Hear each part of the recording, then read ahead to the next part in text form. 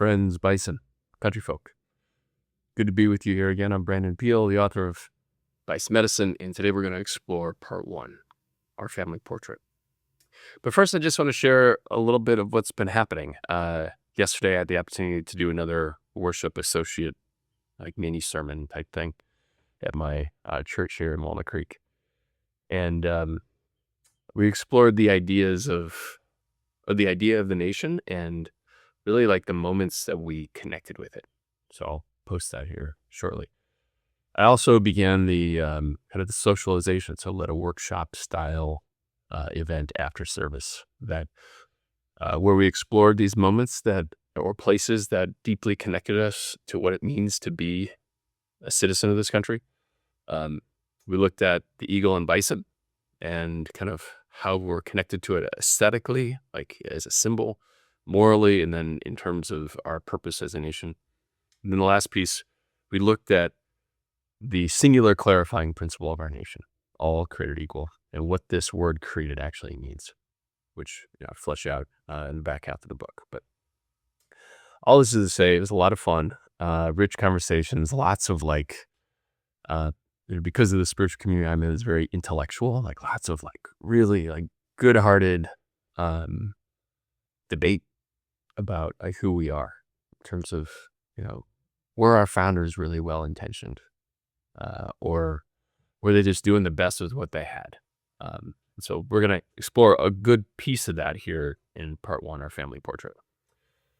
I would also love to come to your community virtually or in real life and lead something like that, whether it's a keynote, a sermon at your church, workshop style thing like I just did yesterday. So please keep that in mind as you move through this experience. Would you want to bring something like this to your community? The other things I'll just remind you all, this is a gift, a giveaway in the spirit of the Bison. All proceeds of the book go to the American Prairie. So if this moves you, please consider including them in your giving. I also want to thank my friend Jared Brick of Brickhouse Media, who's helping put all this together. Dear friend who's helped me with a lot of projects in the past, and he obviously does I judge, a very great job. So thank you, Jared. So let's dive in, folks. Part 1, our family portrait. This quote from W.E.B. Du Bois. Nations reel and stagger on their way. They make hideous mistakes.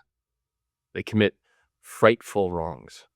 They do great and beautiful things.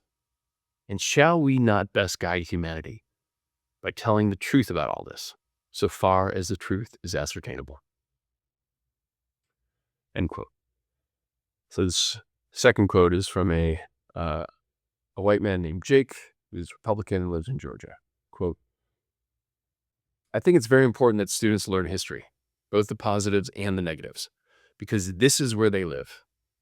If they have to understand where they came from as a country so that we don't repeat some of the same problems over and over again. End quote. This next one is from Andy, a black man from New York and a Democrat. He goes, we shouldn't be ashamed to be American because we learn from the mistakes by writing laws to change the messed up things that were once legal, from lynching or segregation. We changed the laws, so we should be proud. So we should admit our mistakes, but be proud that America fixed and changed the laws. End quote. I'm going to pause here for just a second. Obviously, there's a good reason why I included these perspectives. We all know about polarization. We all know how hyper fragmented our understanding of the world is, our identities, our groups, our neighborhoods, increasingly so. But both sides, and again, there's many more sides, but both of them,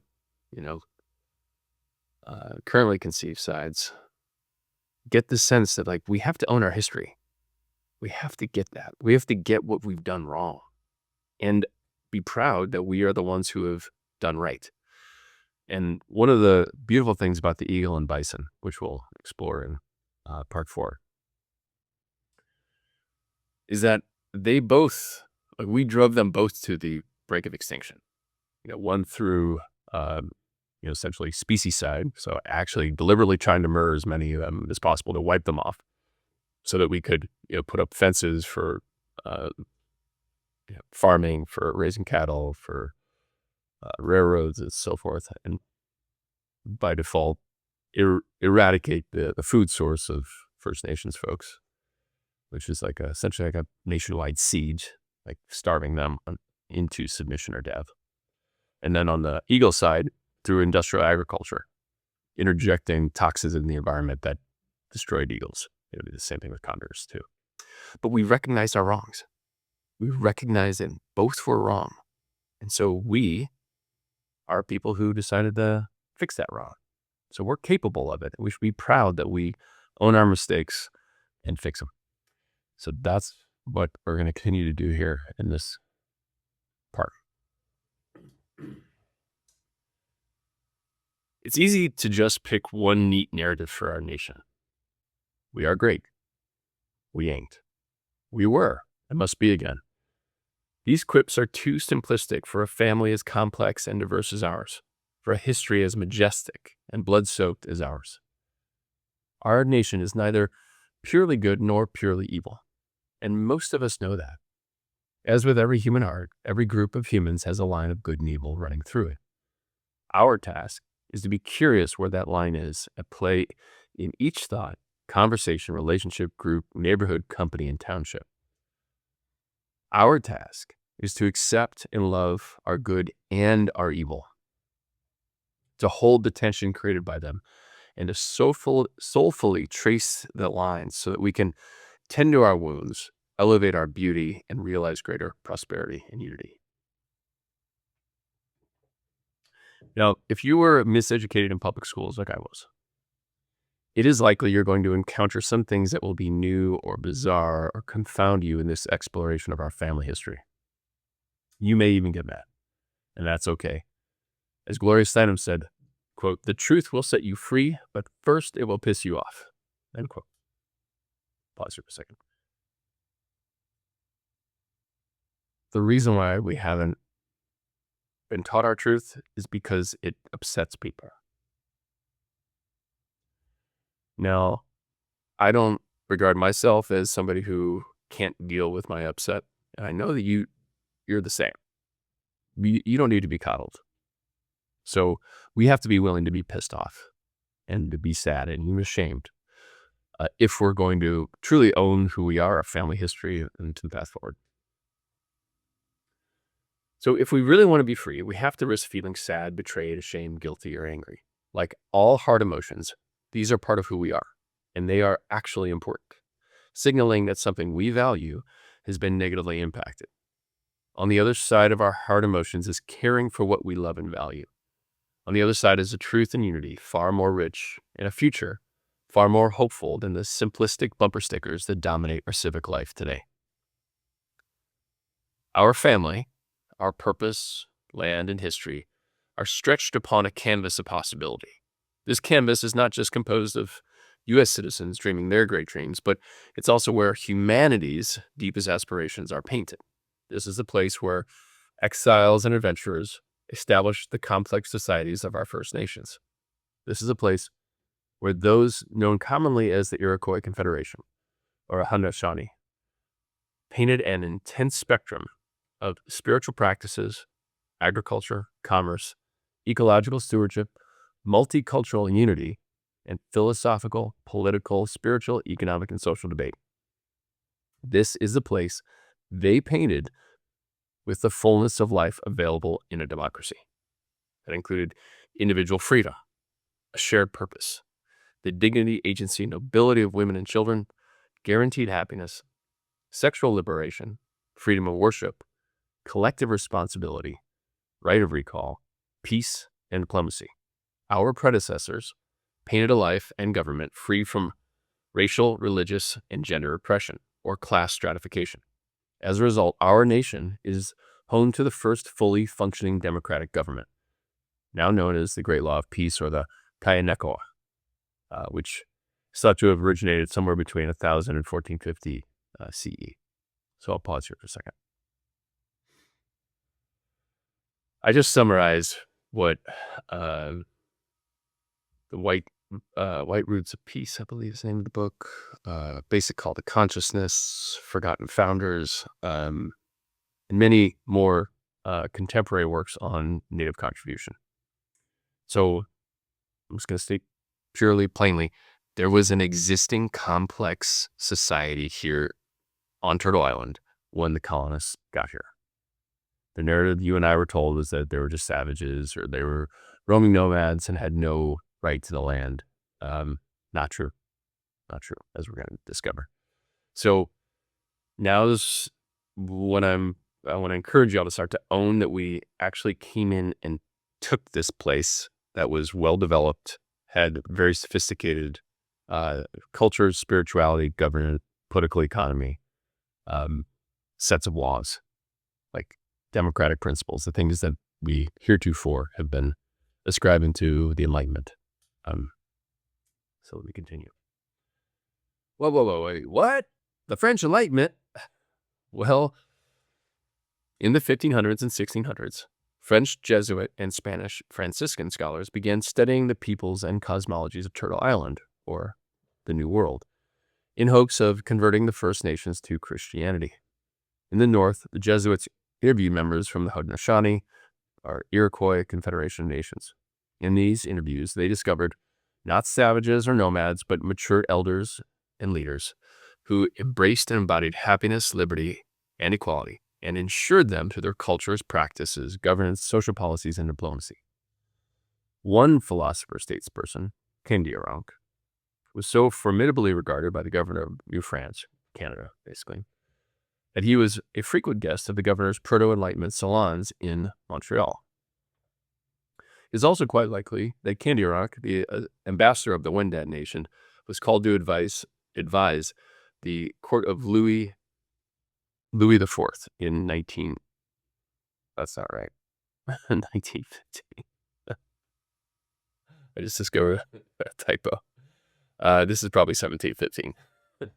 Hopefully I've changed it in the book. And subsequent delegations to France from other First Nations were to follow, including the Osage Nation, Osage delegation in 1725. It is beyond time for acknowledging that the Enlightenment has much more to do with the refined wisdom of several millennia of New World council fires than the spontaneous awakenings of Voltaire, More, Locke, Marx, and Rousseau. Despite being aware of the proto-democratic philosophizing and uprisings during the previous 700 years in England, as Thomas Jefferson observed in his correspondence with James Monroe, there was no comparable framework or theory to leverage from the entire European continent from which to build a free country. So here's Jefferson's quote here. There does not exist a good elementary work on the organization of society into civil government. I mean a work which presents one good and comprehensive view of the system of principles on which such an organization should be founded according to the rights of nature. End quote. Pause here on rights of nature. So, what do you think he means by that? Does it mean human nature? Or does it mean nature? Well, he was the one to pen our Declaration of Independence and was the first to introduce nature's God, capital N, capital G, pointing to that he and many other of the founders had very similar indigenous perspectives about nature as being kind of the supreme deity. So the question he's asking is like, how do we govern ourselves according to nature versus, monarchical hierarchy or, communism or anything like that? Like, how do we actually conform ourselves to nature? So that is the question. As we think about making a more perfect union, what we're really talking about is not just like trying to create compromise and a working agreement for cooperation. We're actually talking about how do we establish a society and a political economy that reflects who we really are, reflects what nature really is. So that is the question. And that's a question we're going to follow throughout this book. So, although Jefferson, along with Paine, Franklin, and Washington, read the works of the European philosophers of the time and exchanged letters with their colleagues in Europe, it was their firsthand experience working with the First Nations that sparked their yearning for freedom and equality. These four framers, and many others during the decades before our founding, held numerous council fires with the Haudenosaunee, and eventually sought to adapt the Kayanekara, Great Law of Peace, to unify the colonies.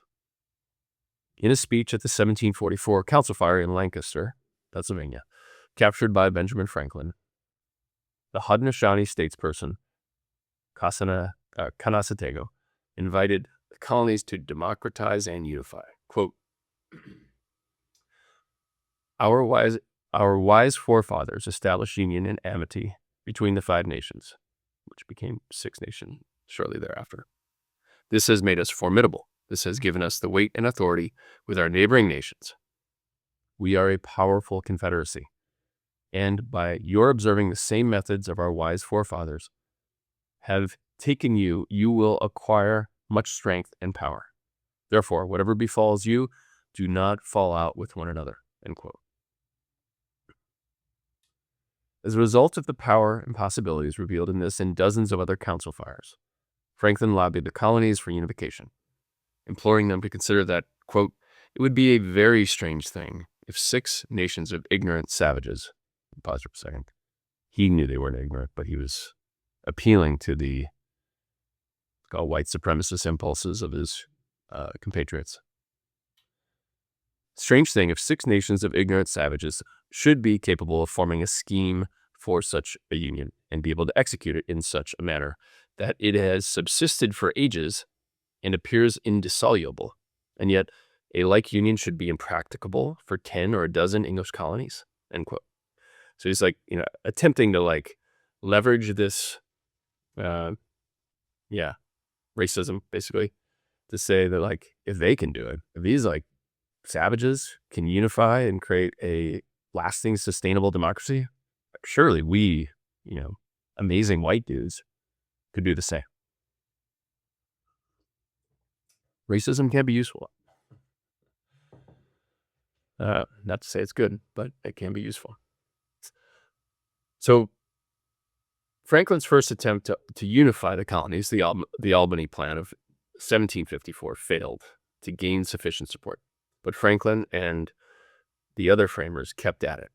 They fought hard to establish a working democratic government and finally succeeded with the Articles of Association in 1774. In the late 1775, commissioners from the colonies held another council with the chiefs of the now 6 nations. They smoked the pipe of peace and expressed their gratitude.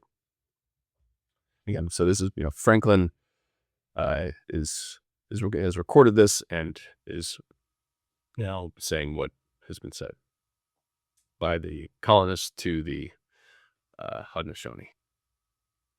Quote, our business with you, besides rekindling the ancient council fire and renewing the covenant and brightening up every link of the chain, in the first place, is to inform you of the advice that was given about 30 years ago by your wise forefathers when Kanasatego spoke to us, the white people.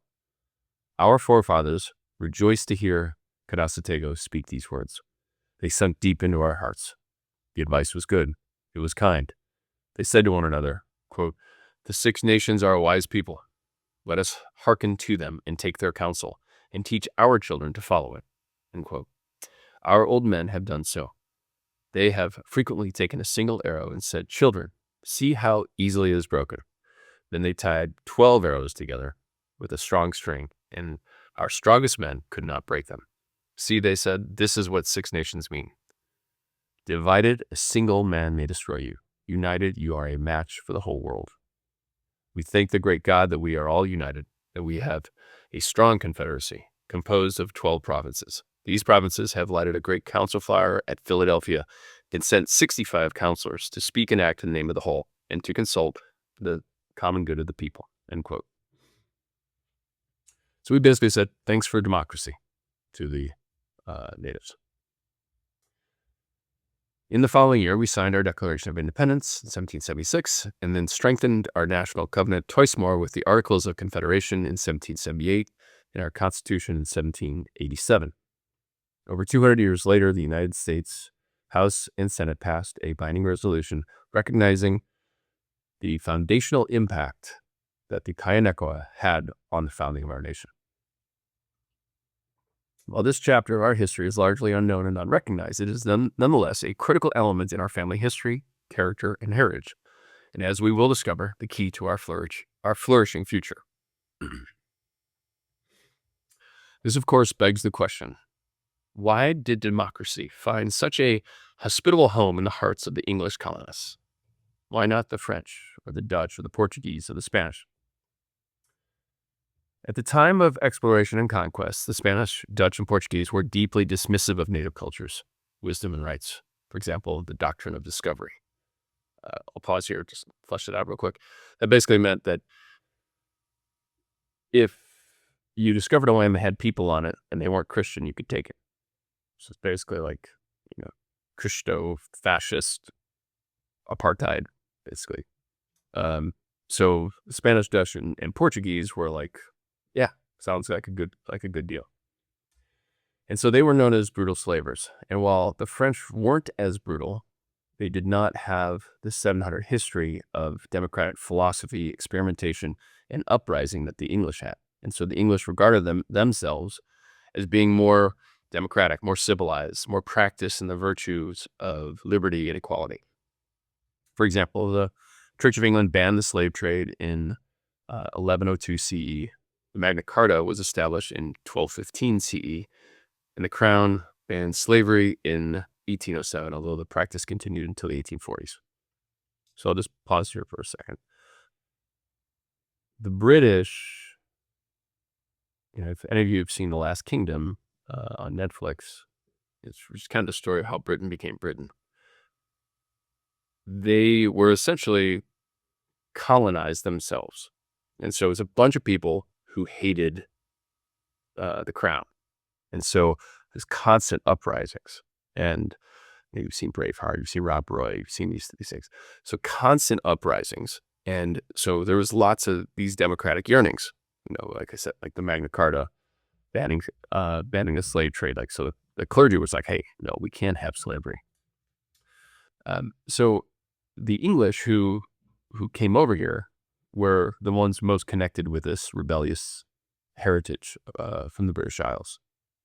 And so when they got here, as we'll discover shortly, they're like, whoa, you're real? You're not just this thing that we've always wondered for 700 years?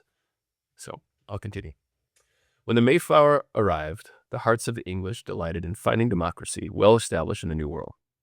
Because of these initial exchanges with the First Nations, democracy became established as law in the Massachusetts Body of Liberties in 1641. Pause here for a second. Mayflower got there like 10 years before. There was no democracy anywhere else. There was, like I said, uprisings, yearnings, but it didn't exist anywhere in Europe. Within 10 years, they already had like a constitution, basically. So in this Body of Liberties, it protected the rights of free speech, property, due process, jury trial, the use of public lands, and prohibited practices such as slavery, estate tax, domestic abuse, cruel and unusual punishment, and animal abuse. So they're basically like, hey, we're going to do it differently this time. No kings. We're going to elect people. We're going to respect everyone's rights. So our nation is thus a place where native democratic practices and ideas married with the democratic yearnings of the English colonists, where these ideas settled into their bones and birthed a collective identity and eventually ignited the spirit of 76. However, because the colonists had not also adopted the First Nations' cultural, moral, and spiritual development practices required for people to actually be free, equal, and unified, a full democracy was not possible. Pause here for a second.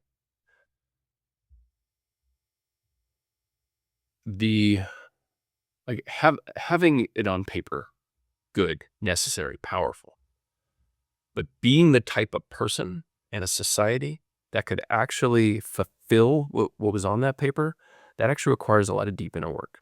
And that's kind of what the back half of the book is about. So we have to become different people. We have to become better people, more sovereign, more free, more equal, more democratic, more empathetic, more inclusive, all the things that the Bison are. So let me continue.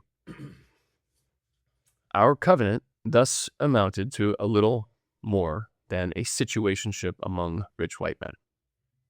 Some important rights were declared, but we pledged nothing to one another, no responsibilities to each other, and no plan was made to ensure that life, liberty, and the pursuit of happiness could be realized by anyone.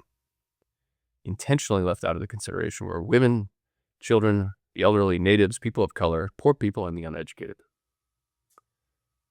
So, as Martin Luther King would say a couple centuries later, like, we can't just have equality on paper. We need equality in our lives. And we made no provision for that at the outset. We said, yeah, we want, the government's going to ensure life's liberty and the pursuit of happiness. We're going to ensure that all men are created equal. We're going to do all these great things, but no plan to do any of it. Like, none of it.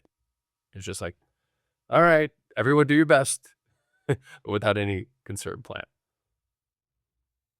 And obviously no cultural, spiritual practices that would allow us to become the people who could fulfill that. While powerful and necessary for the times, our founding documents did not include any legal responsibilities to one another. They did not include the moral, cultural, spiritual development practices required to support a democratic state. Perhaps this is because each of our framers descended from traumatized immigrants, exiles, and perpetrators who never had the opportunity to heal, and thus became perpetrators themselves. Perhaps the 1735 Franklin maxim, quote, an ounce of prevention is worth a pound of cure, end quote, wasn't fully understood.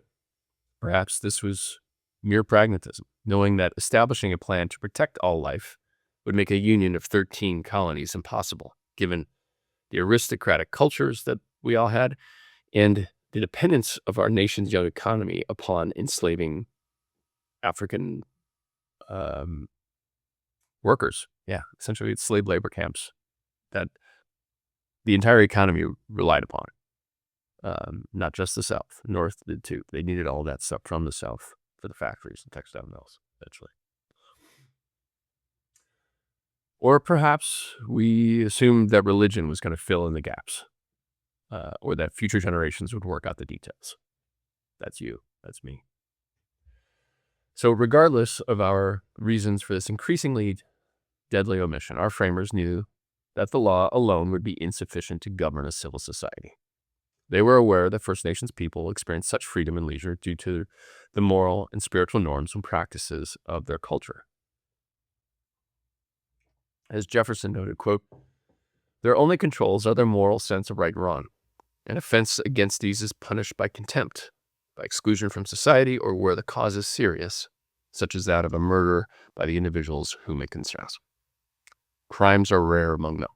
The principles of their society are led by duty and enterprise, by personal influence and persuasion.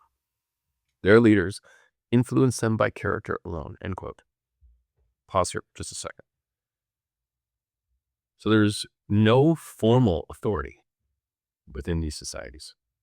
Like, I'm king, so therefore do what I say or I'll murder you, kind of thing. Pay me the tax, do the thing, kill that person for me. There wasn't that. You actually had to convince everybody one-on-one or in a concert fire. Like, hey, here's what we should do, guys or gals, as the case may be. So they had to have it thought out. They had to understand the implications, the impacts, thinking 7 generations beyond. And so when Jefferson is saying they influence by character alone, personal influence and persuasion is their ability to articulate their ideas, to speak into the hearts of a bunch of folks and invite them to do something differently.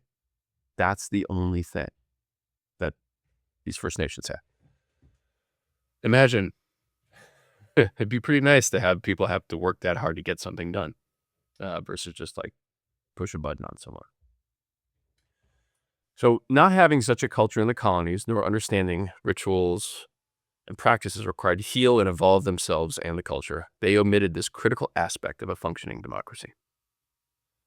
While numerous attempts were made to clarify, bolster, and expand our purpose on paper with the 13th, 14th, 15th, 19th, and 24th Amendments, the Civil Rights Acts of 1866, 1871, 1957, 1960, 64, 65, 68, and the New Deal, and the Great Society. We paid no explicit attention to character, trauma, purpose, spirituality. As James Madison observed in 1787, the reason any confederation fails is, quote, in the people themselves, end quote. Pause here for a second. The reason we're in this place is because we have elected the people who best represent us. All of us. If we want to have different leaders to choose from and to elect, we have to do our work to be the types of folks who will be like, nope, never, not going to have, not going to name names, but we're not going to have this kind of nonsense happening. So I know this does sound kind of like the moralistic, Old Testament stuff, like, hey, it's on you, you're sin, you're a sinner, you're a sinner. It's not about shame and morality here. It's about us doing our work so that we can become the best versions of ourselves and demand that our government express who we really are. So, we'll get into what all it means in the back half of the book. So while each of these pieces of legislation signaled a deepening commitment, expanding who we are, who matters, and who has freedom, rights, and power, and moved us closer to the intent of the Kayanekwa, we failed to address the moral fiber and spirit required to fulfill it. We failed to develop ourselves. We failed to take the vows to one another, honor the many responsibilities that are needed to fulfill these vows. We just kept slapping more duct tape on the jalopy. As is supremely evident, this approach did not work. We can't have rights without responsibilities. We can't have freedom without equality. We can't have liberation without truth, reconciliation, and repair. Take, for example, Officer Darren Wilson's murder of Michael Brown in Ferguson, Missouri, or white supremacists marching in Charlottesville, Virginia, or Officer Derek Chauvin's murder of George Floyd in Minneapolis, the January 6th insurrection, or the 2024 CPAC, where Nazis freely mingled with mainstream politicians. Pause for a second. So I wrote this before the most recent CPAC, and y'all saw what happened there. Chainsaw and all that. And the manner in which sexism and racism have shaped and continue to shape our presidential elections. As we'll explore in the back half of this book, we have serious soul, shadow, and trauma work to do, and also the means to do it swiftly, sustainably, and at scale. So what I mean by that is that we don't have to send everybody to therapy and pray that 5 years from now we're going to have a better nation. We can actually begin this right now, nationwide, through our organizations and communities in small groups, going through healing, purpose, leadership development, and other growth practices in small groups. So it can scale quickly. If we decide we want to be better people, we can light it on fire. And it'll not hurt anyone, but light on fire the idea that we can swiftly, sustainably change who we are and essentially upgrade our culture, society, and consciousness swiftly, sustainably, and at scale. And yet, as imperfect and unfulfilled as these vows were and are, they still managed to capture the world's hearts and imaginations. They inspired democratic uprisings, experiments, and evolutions all over the world.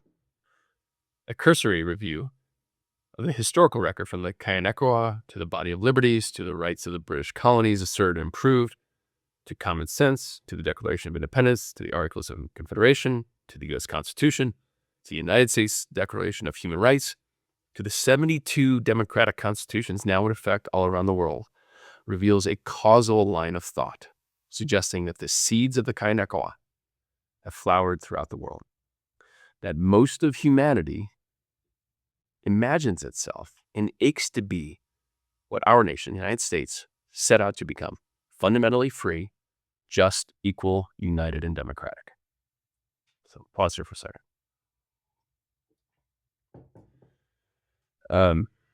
As I was reading through this morning, I was thinking should I add this to the book?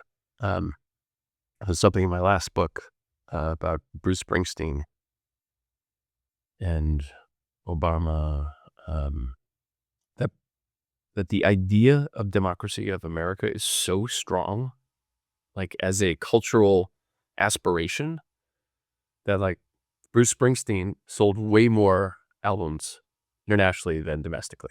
This whole thing was all about America and working class, and hard times, and the struggle, and rights, and open country, and freedom, and all that.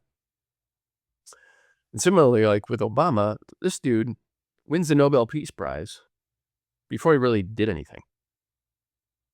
So it was more his example that through hard work, a person from the most persecuted class, the whole family really from the most persecuted class, Black Americans, could achieve the highest office of a democratic nation.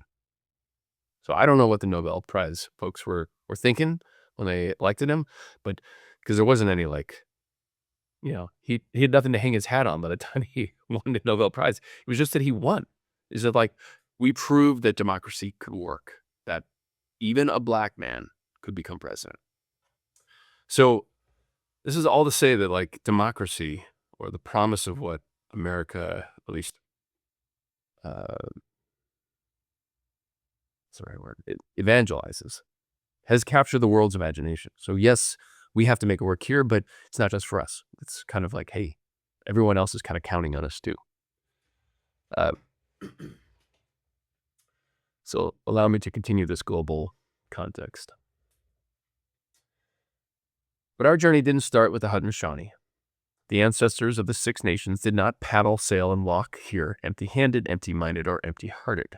These ideas and their moral, philosophical, and spiritual foundations, for example, Ubuntu, I am because we are, and Name Noa Na Mawu, God does not die, so I cannot die, were forged around thousands of nightly council fires in Africa. From here, they walked out to Alexandria, Cairo, to the Fertile Crescent, and then upon the Silk Road.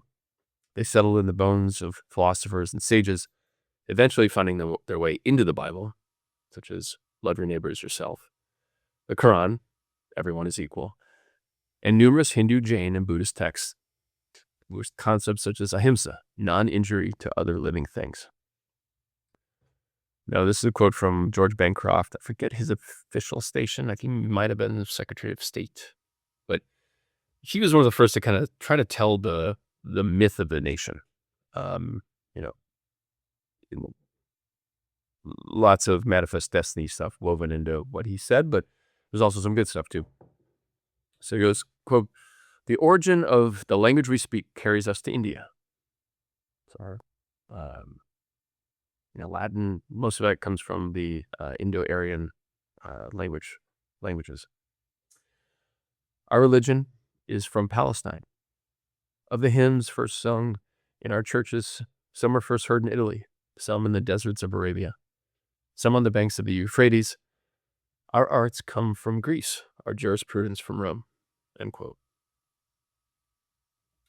So the sense of liberty and democracy can be found in every corner of the globe now.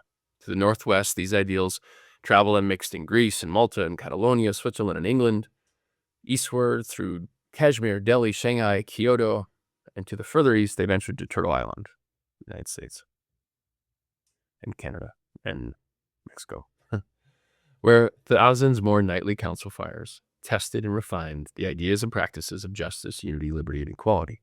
They settled into the bones of the Mayan, quote, I am you, you are me, and Lakech Halaken, the Inca, as immortal love, or Ama Guanya, and the Lakota, all my relations, the Takwayasin, and were legally constituted in the Kayanekawa.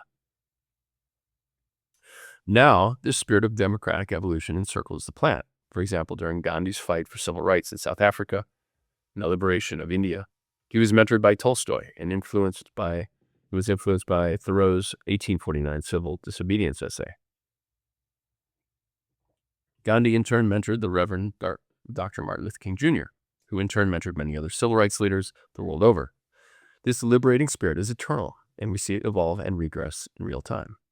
As such, it is more accurate to say that democratic ideals, like unity, justice, liberty, equality, and practices like philosophical debate, regenerative land management, checks and balances, right of recall, civil rights, public housing, sanitation, the dignity, agency, and nobility of women and children, councils, and confederations, and the inner work required to deliver them, like rites of passage, ceremony, healing practices, mentorship from elders, are not the intellectual property of the First Nations or the French Enlightenment, but more bluntly, they are human ideals. They have been tested and refined through hundreds of thousands of nightly debates by elders around council fires from Timbuktu to Tel Aviv to Tokyo to Tenochtitlan to Tampa. As President Reagan was more right than he knew when he proclaimed that all created equal is our birthright and our heritage. It is humanity's heritage and birthright. It is also important to note that democracy wasn't the only gift from the First Nations. The land itself had been cultivated for centuries to support human life. To do this, the First Nations partnered with nature, leveraged the seasons and topographies to naturally irrigate and fertilize farmland that produced food for centuries. They burned, enriched, and expanded prairies to encourage burn-resistant grasses that bison love. Bison herds followed the food from Oregon to Virginia, from Canada to Mexico. The First Nations also planted the Three Sisters, corn, squash, and beans, a steady and healthy, complete source of nutrition. They also planted and protected stands of nut trees through controlled burning. One such chestnut stand fed them for more than 3,000 years. By the way, if you've not had whiskey aged in a chestnut barrel, you're missing out. It's really good. Fortunately, most of the chestnut trees are gone. But they have found some that they're, there's like just a few stands in the Northeast that weren't ravaged. I think it was by some kind of Japanese beetle. I hope they come back because we need more chestnut wood and we need more chestnut whiskey. It is really good. Enough on that. It is perhaps no surprise that half of our states bear native names and more than half of our food crops and hundreds of medicines are gifts from the First Nations. Unfortunately, our nation is also a place where these first 150 years of First Nations influence, intellectual exchange, respect, partnership, and diplomacy were quickly forgotten because we did not develop the moral, spiritual, cultural practices required to sustain and fulfill our democracy. Our traumas and shadows consumed us. Another word for shadow is the Cree word wetiko. Also, it's called, I think, Windigo by Ojibwa. More on that soon. As Paul Levy, the author of the book Wetiko, summarizes, quote, "Wetiko is a cannibalizing force, driven by insatiable greed, appetite without satisfaction, consumption as an end in itself, and war for its own sake, against other tribes, species, nature, and even against an individual's own humanity." End quote. This evil force works in the shadows, hijacking our baser instincts, convincing us that only others are wetiko or have wetiko, or that wetiko doesn't exist within us or at all. Worse yet, wetiko frequently comes disguised as the good guy. Quote from Charles Baudelaire, "The greatest trick the devil ever pulled was convincing the world he didn't exist." End quote. And from Ken Emile, the second greatest trick the devil ever pulled was convincing the world he is the good guy. End quote. My mouth is drying out. My lips are starting to tire. I'm going to keep moving. Wetiko's mission is to teach us about the light by making us dance with the dark. It shows us empathy through our hatred, generosity through our greed, freedom through our oppression. It shows us who we are and what we are capable of. Both good and bad. Forces us to reckon with it, heal it in ourselves and others, and in order to bring forth ever more goodness, truth, and beauty. To fulfill its purpose, wetiko has to replicate itself, first within an individual, and then virally from individual to individual. Then it becomes the norm, and then it becomes venerated as virtue, like greed is good, and seeks new horizons. Wetiko has been the animating evil of the discovery and colonization of the New World since go. As Hernan Cortez observed, quote, "I and my companions suffer from a disease of the heart that only gold can cure." End quote. It was there at our founding, too. There was not just a yearning for liberty and justice motivating our framers, but also greed, aristocracy, and oppression. A significant motivation of the American Revolution was the British Lord Dunmore's offer to emancipate any enslaved person who joined the fight on the side of the Loyalists of the Crown. Several of our framers, such as George Washington, Peyton Randolph, and Patrick Henry, lost their property, their enslaved workforce, as a result of this emancipation. This tipped the scales of the Second Continental Congress towards severance, towards revolution with the Crown. As Edward Rutledge, a member of South Carolina's delegation, remarked, Lord Dunmore's offer did, quote, more effectively work an eternal separation between Great Britain and the colonies than any other expedient, end quote, more than any other tax levied by the Crown. As such, the argument can be made that unless stated otherwise, wetiko fills in the many blank spaces of our founding documents. Wetiko is the devilishness of, quote, gotta break a few eggs to make an omelet. It's better to have and not need it than need not have it. Greed is good, and fuck your feelings. It takes over institutions until the final stage when the host/humanity chooses to either shine the light on wetiko and transform it, or let it destroy us. This force is behind all projections on others, such as in our pop culture's use of terms such as garbage people, sheeple, demons, devils, zombies, vermin, basket of deplorables. This force is commonly referred to as the devil in the Judeo-Christian tradition, the hungry ghost in Buddhism, the Iblis in Islam, Apatan in Greek, Archon of Gnosticism, Ifitumbu in Tanzania, Tulpa, Tibet, vampire, Transylvania, Iipa in Hawaiian Kahuna, Pistacos in Peru. Regardless of the term we use to describe it, wetiko exists in every human heart. And while our religions have some understanding of wetiko evil, they are very light on practices for transforming it. Prayers, hymns, and what would Jesus do bracelets can play a role. However, we clearly need something more substantial and sustainable to wake up to and confront the wetiko of running our institutions and ruining our lives. In part 9 of this book, we will begin this process, but first we've got to add a few more hues to our family portrait.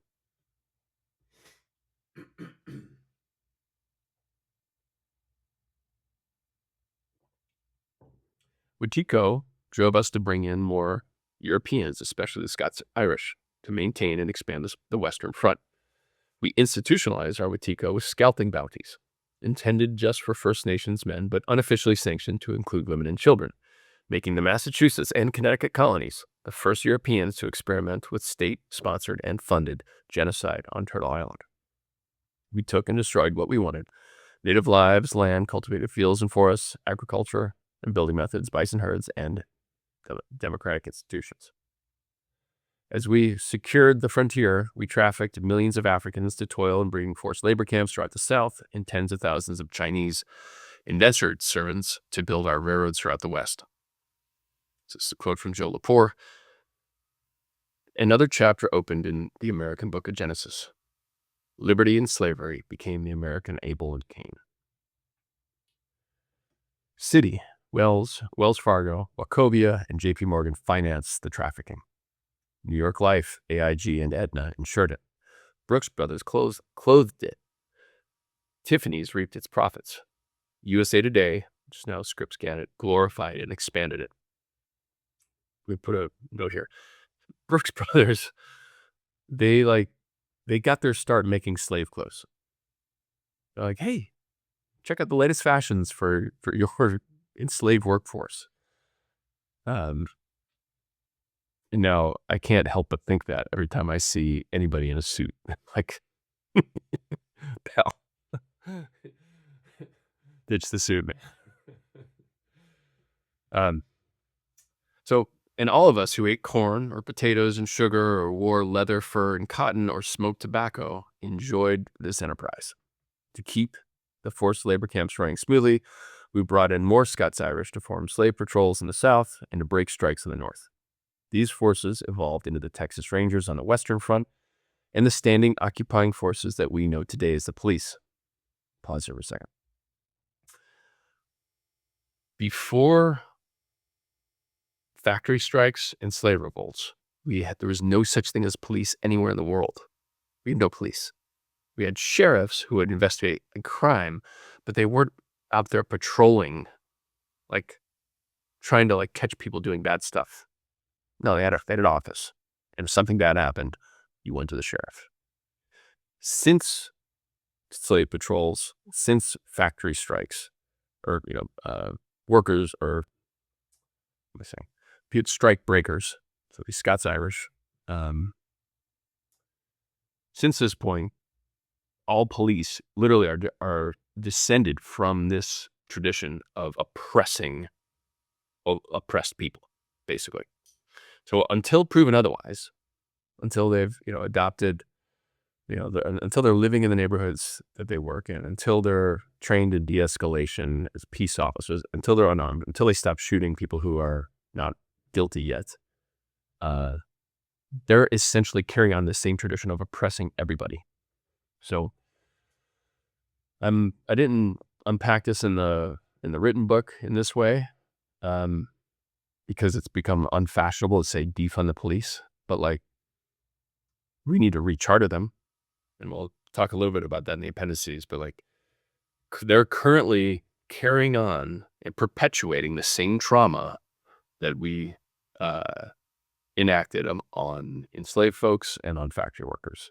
They're just doing it in this quote unquote peaceful way, but it's basically terrorizing poor people.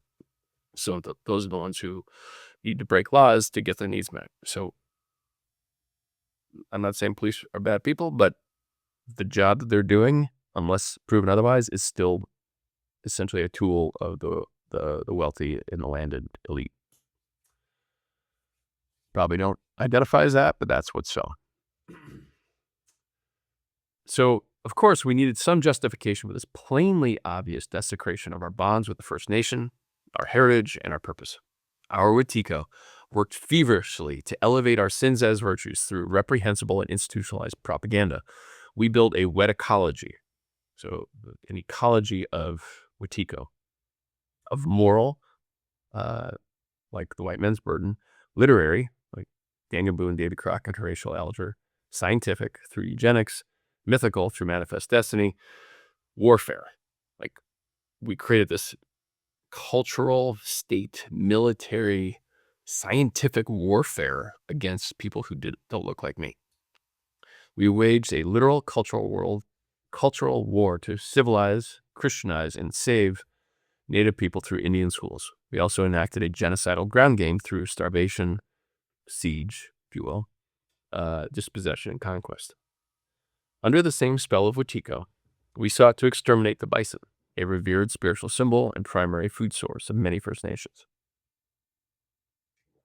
The First Nations extermination program also included rape, death marches, and slaughter.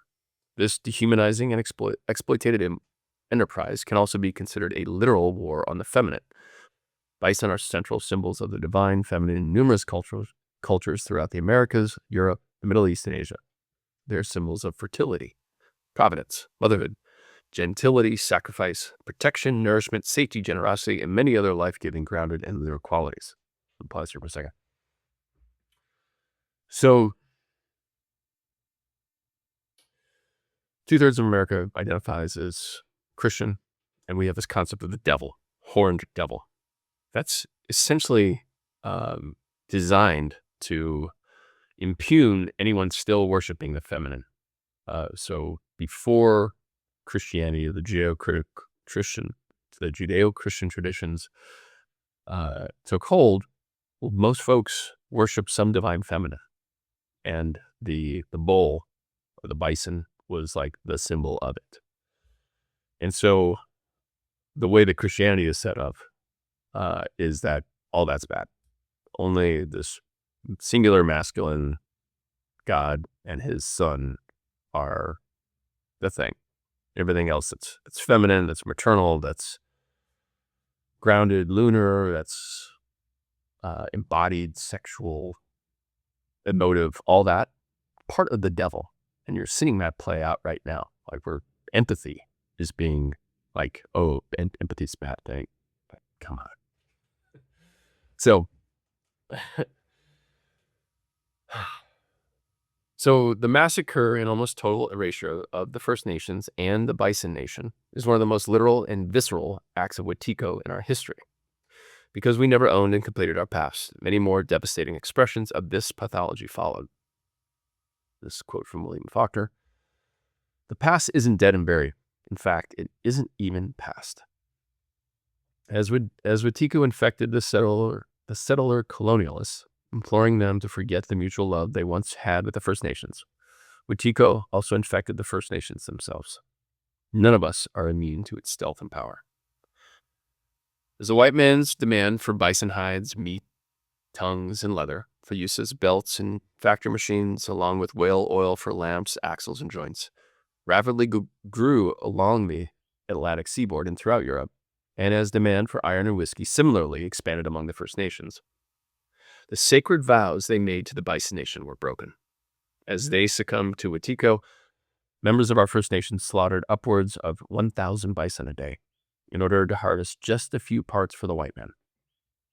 They also engaged in a lucrative slave trade of native and white women to process these hides.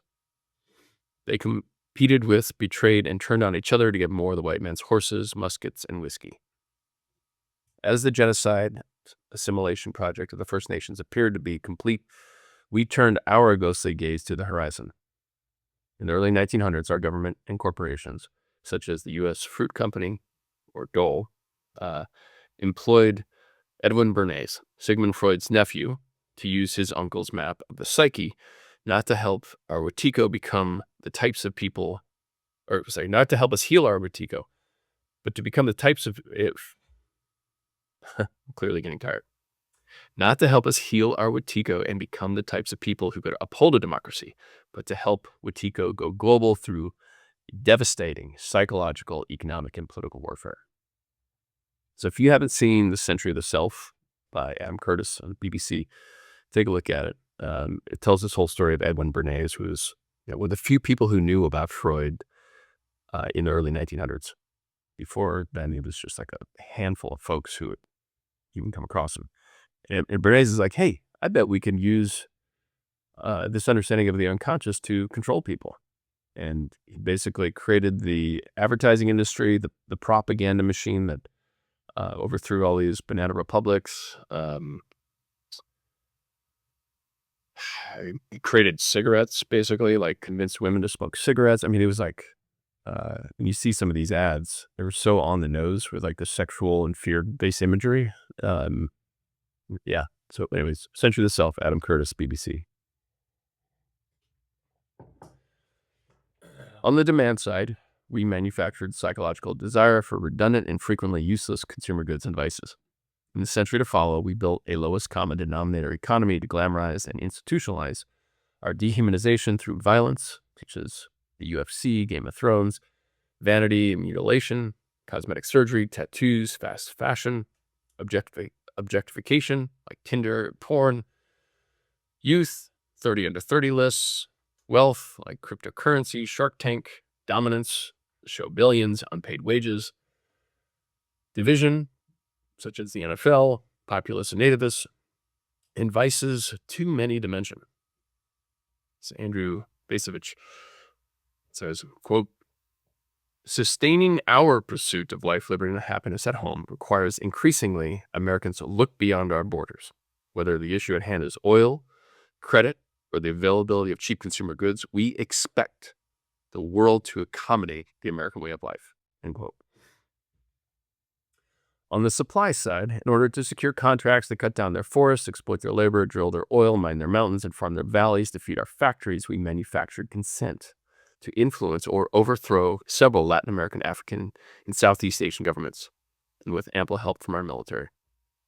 We effectively turned the Southern Hemisphere into a legal network of economic colonies and subsistence wage labor camps. This pattern of establishing racialized underclasses abroad for white pleasure and comfort at home continues to this day in the form of everything we buy and the wars we fund, arm, start, and increasingly lose throughout the Middle East, Africa, and Asia. Well, generally out of our increasingly distracted and fragmented awareness, the world's history books document these sins extensively. Our graveyards and genes remember these sins. Mother Nature also remembers. This quote is from James Hillman's Terrible Love of War. Quote, "The continent is filled with roaming revenants, giant spirits of destroyed forests, buffalo spirits slaughtered tribes, drowned valleys behind dams, ghosts of the lynched hanging from trees, miasma over rapacious levelings and extractions, unjust executions named due process, knifings, abattoirs. The land not only remembers, it is humming with agonies, a pulsing layer of the collective unconscious deposited there by American deeds recorded as American history." End quote. And we must also remember, this war on Mother Nature and on the feminine continues to this day. Ask any woman how safe she feels, as women are being punched in the face and pushed onto train tracks by strangers in Manhattan, as violent assaults against women are on the rise nationwide, as women are increasingly mutilating themselves to feel safe, whole, and wanted, and murdering themselves. We must name the ongoing war against the feminine. We must train our attention upon the root cause, as Black Elk urged us in his telling of the white buffalo calf woman story. Go within, seek the unholy within us, and surrender it to the Great Mother to be healed. Our nation is thus a place painted daily thick with tears, blood, and unrealized potential of an ever-expanding portion of our planet. No amount of greenwashing our groceries, textiles, or Teslas, or flag waving from our speedboats is going to change that. No amount of white paint can wash away these sins. No amount of white paint can dilute the still running rivulets of racialized crimson. No amount of white paint can cover the genocide, specieside, human trafficking, torture, rape, and forced labor that our current U.S.-led political economy, yes, current political economy, requires and perpetuates. Some of you might be thinking, but what about all the good things we've done? I mean, we have produced many innovations and cultural achievements, almost too many to name. We make medicines, we educate, we heal, we return lost wallets. Many of us love and respect women. Many institutions have been just, inclusive, and sustainable from the outset. Most of us don't steal even when no one is looking. So what about our better angels and finer achievements? Well, it's hard to find one not tinged with wetiko. Modern medicine has evolved from saving lives into a bureaucratic network of insurance companies and private equity profit centers. Cell phones and the internet were supposed to educate, connect, and liberate us, but have instead made us dumber, more divided, depressed, and uniform. The music born of black pain, jazz, and blues was aped by mostly white businessmen and turned into chart toppers, and now penetrates our daily lives as ambient AI-generated music.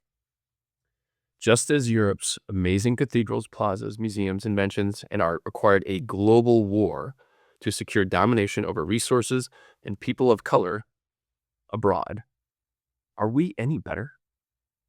Was it really worth it? Unfortunately, how we answer these questions largely depends on our age, gender, our portfolios, and the quantity of melanin in our skin. As wetiko shaped our past through our slavery economy, native genocide, attempted whale and bison specieside, manifest destiny, ultra, if you haven't listened to Rachel Maddow's Ultra about the Nazi regime caused the United States in the 20s, and 30s, 40s, the KKK, it continues to shape our present, such as through January 6th insurrection, the DEI white lash, the Dobbs-Jackson ruling overturning Roe v. Wade, restricted voting laws, book bans, and an all-time number of hate groups. So we now have over 1,200 registered hate groups. These are like folks with like websites and phone numbers. Like, hey, come join us. If you hate people of color as much as we do, you're in.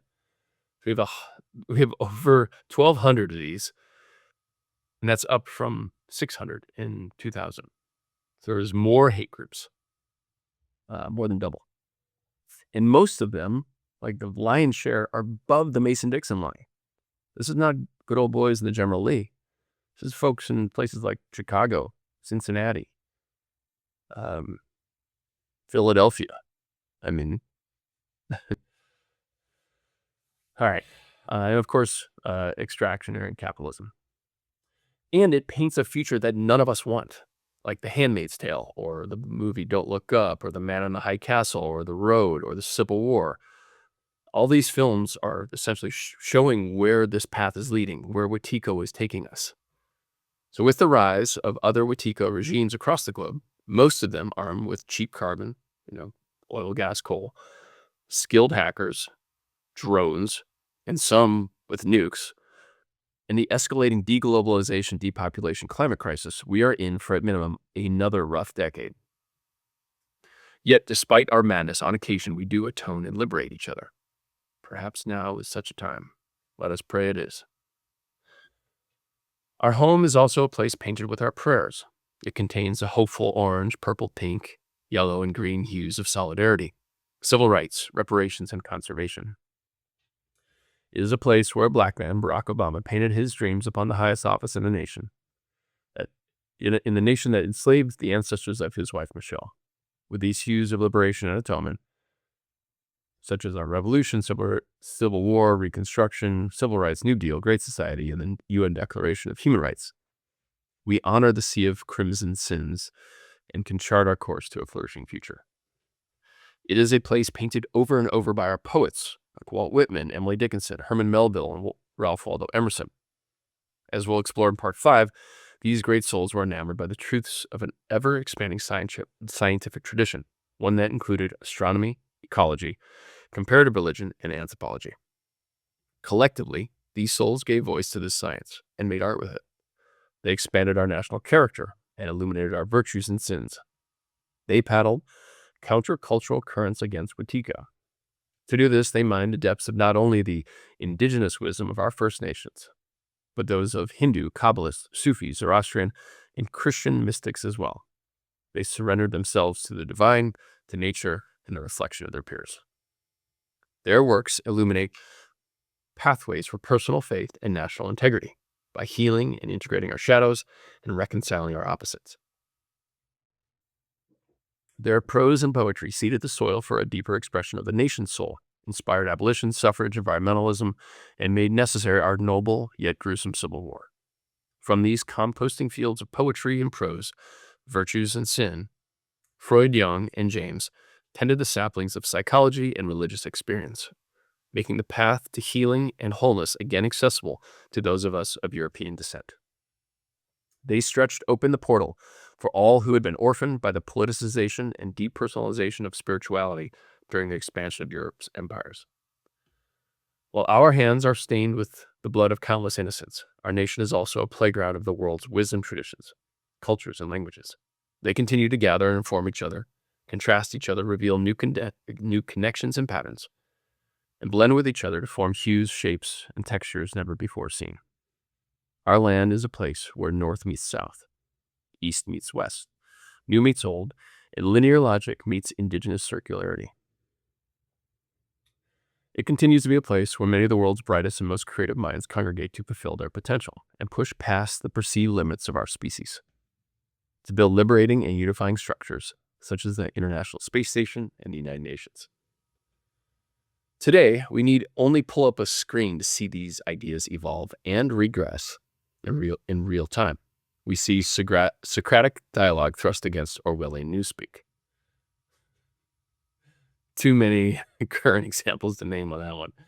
We see Pierre Teilhard de Chardin's noosphere recede into Edwin Bernay's propaganda. We see Greta Thunberg's moral righteousness face off against hand-wringing cowardice at Davos.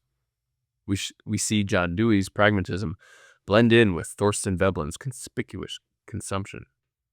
We see Henry David Thoreau's civil disobedience shade Tomás de Torquemada's Inquisition. We see flat earthers make surprising headway against the Copernican revolution. Thus, our family portrait is not a blueprint or a linear scroll, but a winding and recursive river shaped by illuminating progress, wetiko eddies, and oxbow lakes of forgotten wisdom and mysteries. This river twists with soulfulness and pravity, with creation and destruction, with our most holy and evil thoughts, and through every human heart, mine, yours, everyone's. It winds ever forward towards the dream of humanity, to reach the ocean, where all life and people may live freely, peacefully, fulfill their potential, and find solidarity with each other and celebrate each other's gifts. To continue painting this great work, we must dutifully attend to the color palette of our nation's soul, as Stephen Herman so beautifully traced in his book Spiritual Democracy. And our wetiko, or shadows, such as arrogance, ignorance, fear, bigotry, violence, greed, excess, bullying, and untrustworthiness, as Reggie Mara so painfully rendered in his book, Healing America's Narratives. And ask them how they want to be painted. If we do not keep our wetiko in front of us and take the time to relish in the vibrant spectrum of our nation's soul and shadows, we will... Sorry. Coffee on an empty stomach. We will mistake the... If we do take this time, which can be led by...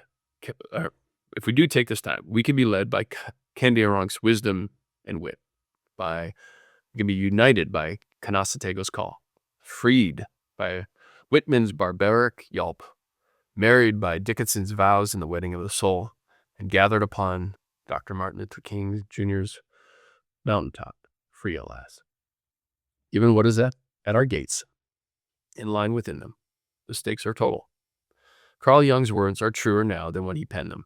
Quote, "We are threatened with a universal genocide if we cannot work out the way of salvation by a symbolic death." End quote. What we mean by that is we actually have to become new people, symbolically die to become a better form of human. So we must illuminate and transform our wetiko, our harmful ideas, divisive practices, necrotic institutions, honor and integrate our shadows, and crucify ourselves upon the altar of our highest self, fulfill our purpose. Our path is messy and fraught with peril, but what has kept us and will keep us going is the greatest of loves, the liberating dream of democracy fulfilled, to be wedded in heart, mind, and body to all who call this land home.